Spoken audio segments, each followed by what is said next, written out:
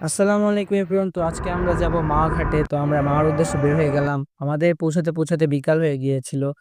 তো আমরা পদ্মা ব্রিজ দেখলাম। তারপর আমরা একদম পদ্মার পাড়ে চলে গেলাম। সেখানে অনেক মানুষ ছিল। আমরা সেখানটা এনজয় করলাম। আশেপাশটাও ঘুরে দেখলাম। আমাদের উপর থেকে ড্রোন ভিডিও করছিল। তো রাদিফ, রুকনান ছিল আমাদের সাথে। রাত হয়ে যাওয়ার পর আমরা মাগরিবের নামাজ পড়ে একদম হোটেলে চলে গেলাম। হোটেল নিরালা। তো হোটেলের পরিবেশটা আমাদের কাছে ভালোই লেগেছে। তো এরপর আমরা চলে গেলাম আমাদের মাছ অর্ডার করতে। তো আমরা মাছ-টাছ দেখে নিলাম। তো একদম আমাদের সামনেই মাছটা কেটে দিল। আমরা মাছ কাটা দেখলাম।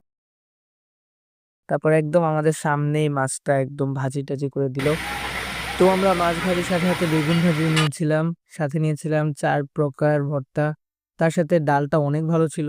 তার সাথে সালাদ আর লেজের ভর্তা। একদম শেষে দই খেয়ে বের হয়ে পড়লাম।